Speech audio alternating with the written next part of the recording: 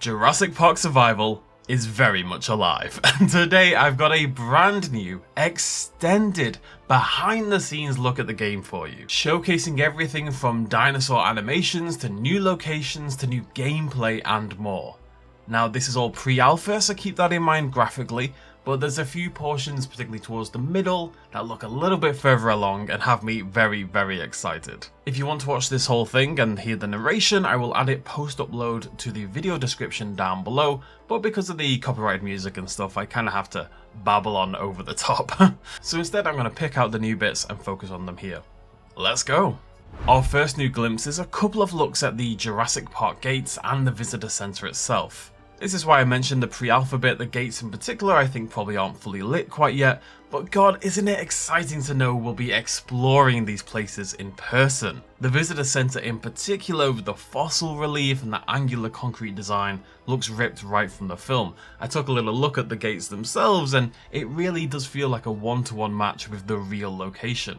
There's nice attention to detail on this wider shot as well, from the way the thatch roof ripples a little bit, to that thin red fencing, to the lake that's sitting just before the centre, to the very specific window that's been broken on that far left hand side, the one we of course see the Velociraptor emerge from during the end of the film. It's also pretty exciting that this is a daytime shot of the visitor centre. Hopefully that means we'll be exploring a few of these iconic locations at multiple times a day, maybe even with a day-night cycle, although I suspect not.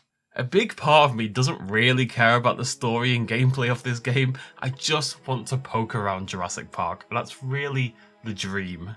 That same attention to detail extends also to the control room. Everything from the dotted red lights of the servers, to the projector screen, to the fossil reliefs in the columns has been realised with really beautiful attention to detail. And the prop work is similarly detailed for Nedry's computer desk, including this bizarre little dude that sits on his desk. I don't want to criticise anything we're seeing today too much, I just want to be excited, because it is pre-alpha so we don't know what's going to change. But I would love to see the photo of Oppenheimer added to the computer monitor on the right hand side.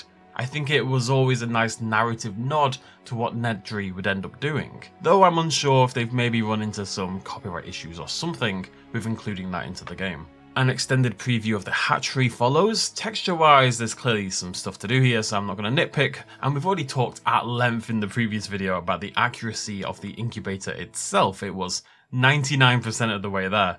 I just want to show you the footage and that cheeky little egg crack at the end.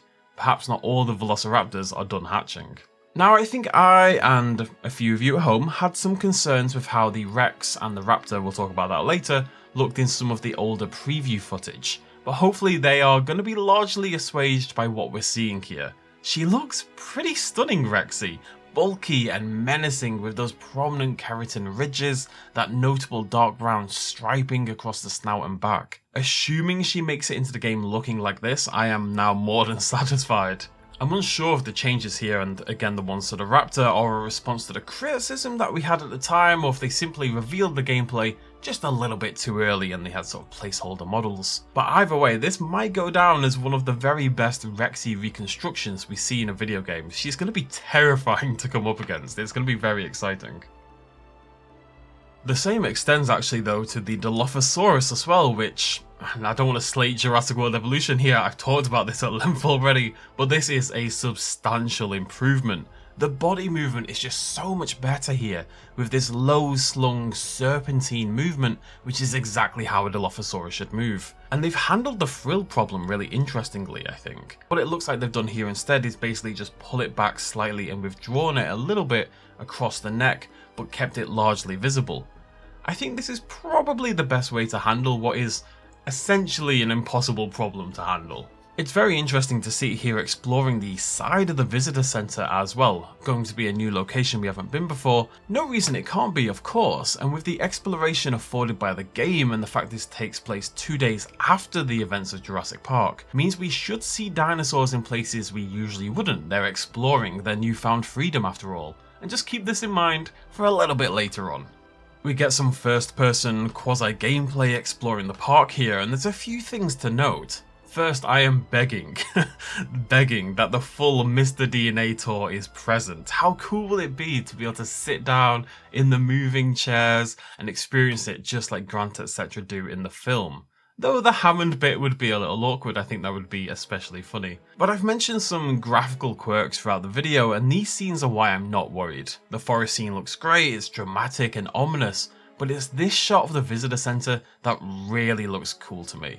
We've got real reflections across the shiny floor, we've got some beautiful lighting, lovely prop and texture detail. This clip is clearly further along in production than some of the stuff we've seen, and okay, it's only 1 second long, but it looks pretty stunning.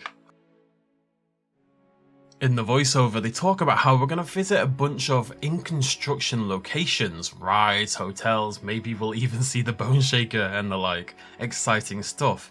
But this is our best look yet at the visitor center as well. The Dilophosaurus versus T-Rex statue is in full display, however, I don't know what's going on here.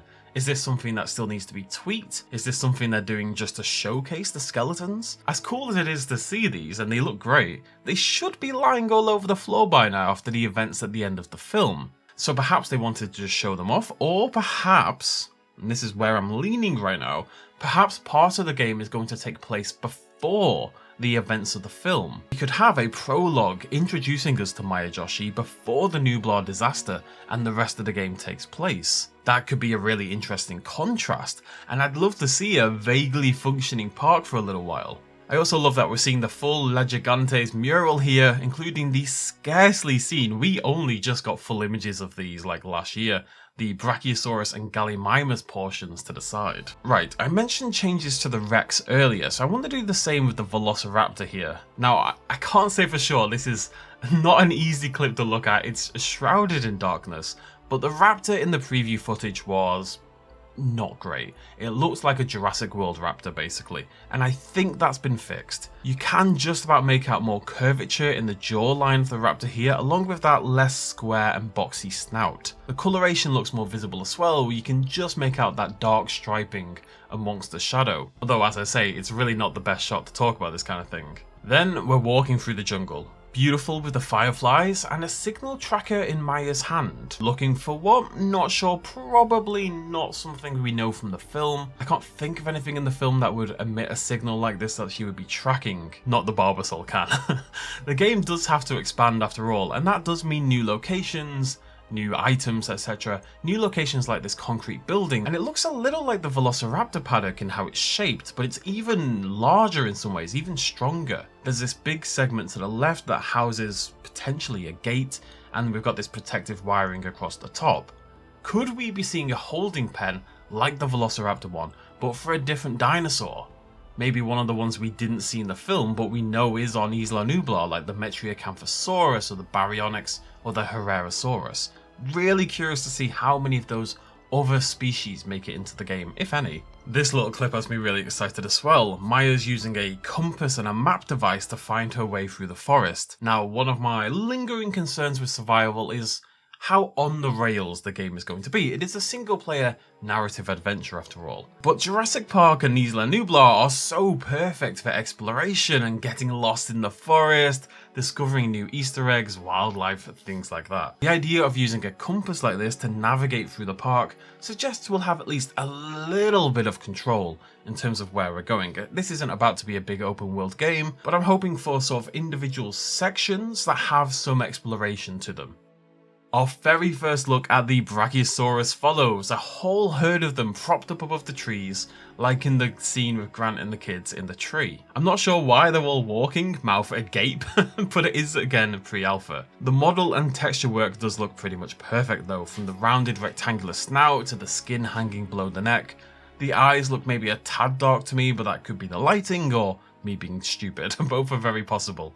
Either way, it's a beautiful creature. I cannot wait to hear that iconic Brachiosaurus noise ring through the park. It is my all-time favourite Jurassic Park sound effect. Our very final new glimpse then focuses on the kitchen scene, which we also saw in the trailer. From the sounds of the interview voiceovers, we're going to basically experience this scene the same way the kids do in the film, likely sneaking around the counters as we're pursued by velociraptors, or perhaps something else. I don't know why I said it like that, but perhaps something else. The first noise here isn't a velociraptor. To experience the terror for yourself. It's a Dilophosaurus, and we did just see a Dilophosaurus outside the visitor center. Perhaps that's going to be a way they twist the scene a little bit. After all, it probably doesn't make much sense for the raptors to be back in the visitor center 2 days later. They've got some bad memories of this location, and again, I really want to see dinosaurs in brand new areas. The rest of the video is discussing Maya and how she's been brought to life, with a focus on making an interesting character that can stand on her own right against some of the most famous characters in narrative fiction. It all looks very promising, and clearly they've been very hard at work in the time we've had relative radio silence on the game. If they can keep bringing these iconic locations to life and ably mix the fear and beauty that Jurassic Park provides, I'm going to be very, very happy. Now that's important. There's a lot of spooky moments in this video, but I still want times where I can just watch and appreciate the dinosaurs and how beautiful and majestic they are. You know, when Grant and Ellie and Malcolm see the Brachiosaurus for the first time, it's a beautiful, iconic moment, and we still need moments like that. Either way, Jurassic Park Survival is clearly alive and well. I cannot wait to see more, and I cannot wait for people to stop asking if it's been cancelled. It hasn't been cancelled. I've been telling you for months. Now, we still don't have a release date. I suspect we're probably talking maybe next summer at the earliest. I think we're still a while away, but I'll keep an eye out and let you know when I know anything. What do you think of the footage we saw today? Sound off in the comment section down below, throw me a like if you enjoyed the video, and subscribe for more of the latest Jurassic news in general. Thank you very much for joining me. Cheers, much love as always. Bye bye.